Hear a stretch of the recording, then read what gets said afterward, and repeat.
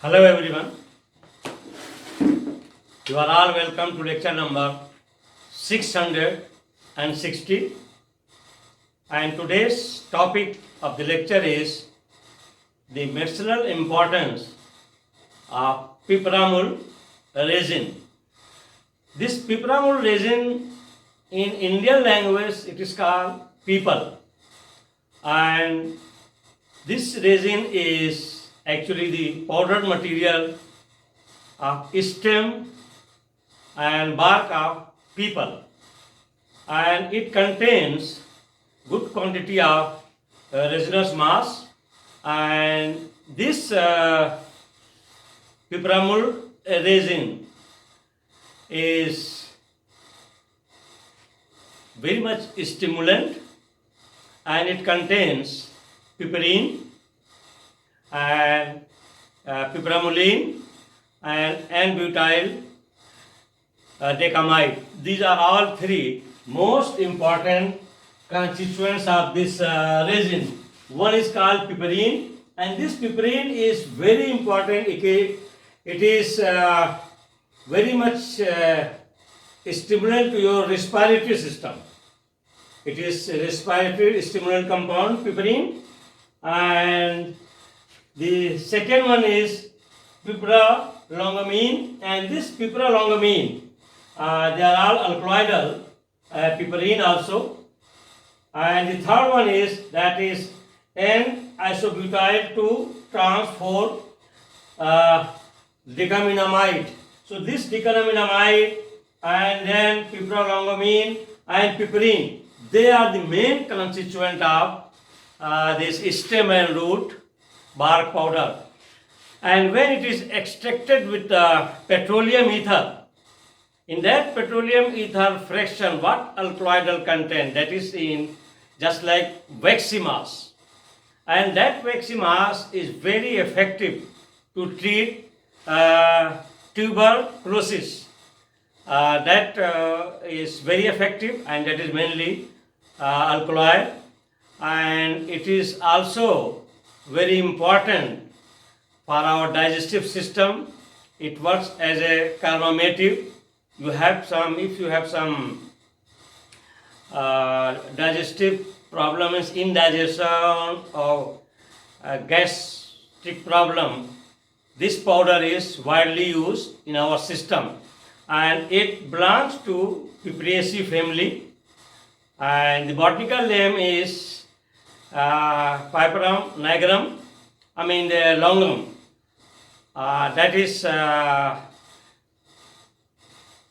the root is brown in color, and it is in tubular form and adventitious, and also it is having some notes, and the stem is yellow in color, and that stem is also having some root development, that is in the form of nodule, and it is dried in the shade, the root and bark, the stem both, and then it is powdered. So all together is the mixture of all these three bioactive compounds.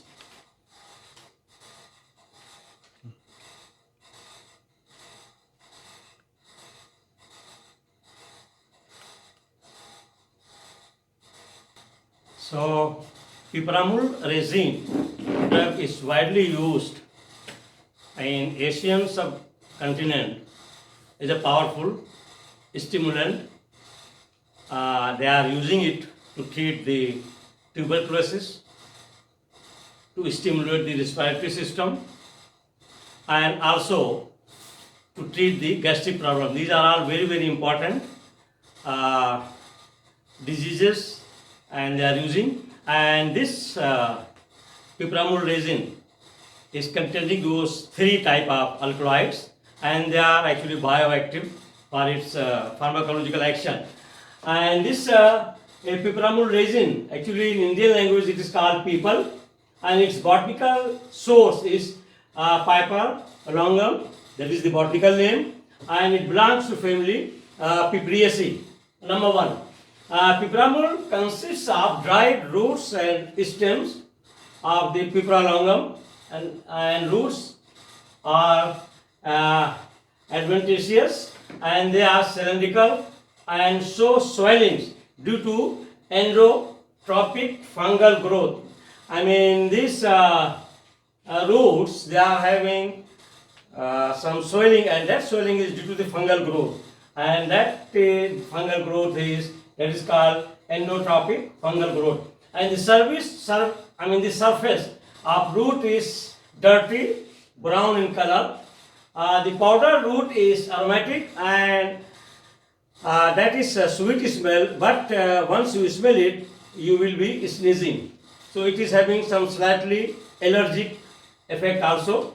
About the stems are joined with nodes, and they are angular, and the outer surface is yellow in color. Number 2, the roots and stems, actually they are in powdered form, and they contain all the resins, that is the mixture of 3 alkaloids, contain piperine, first alkaloid, second is piperlongumine, and recently one waxy alkaloid is isolated from roots and stems, and it is called N-isobutyl 2,4-decamide.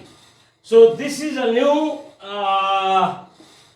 alkaloid, and this is very effective to treat tuberculosis. I mean that pathogen. Number 3, the drug is used as a powerful stimulant.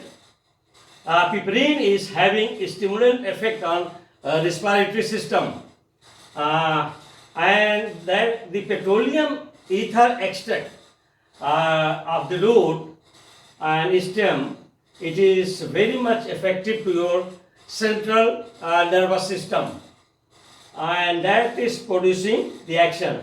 And the waxy alkaloid means your N-butyl trans-4-decamide, and that waxy material is having maximum effect on that is your tubercular activity, and the alkaloid is also showing the inhibition against tubercular bacilli, that is pathogen. And the pipramul resin drug is powerful, is popularly used as stimulant, carbametic means anti-gastric, and especially in cold and also in digestive disorder, and also as a spice. So actually this drug, that is pipramul resin, mainly it is having very good stimulant effect, and it stimulates our respiratory system because of the presence of piperine.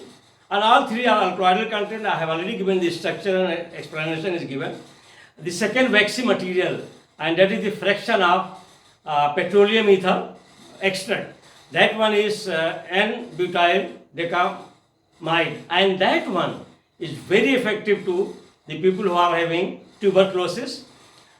And then the third one, third impact is, that is if you have some stomach disorder, constipation, gastric problem, then it works as a stimulant. So these are all very, very important 3 medicinal properties, and these medicinal properties are due to the presence of these 3 alkaloids. So with this, my resin chapter is over, and the other 3 are already given, those resins from these sources. For example, if you go to lecture number 509, in 509 I have already given the resin from capsicum.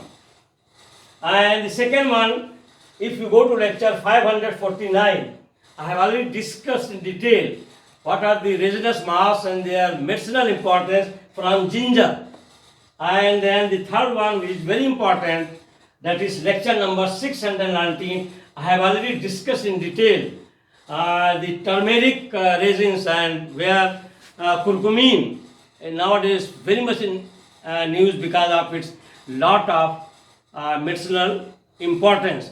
So with this your resin chapter is over, and in this chapter I have discussed now in total I can say 20 lectures are there, and those who are interested, especially the pharmacy students, those who are doing graduation or post graduation in pharmacy, for them this resin chapter is very very important because they are dealing with herbal medicine as well as synthetic medicine, and all these constituents, and especially I have given more emphasis on their structures and how they are effective. So my advice is let them get time to listen these lectures and copy down all the medicinal properties and structures.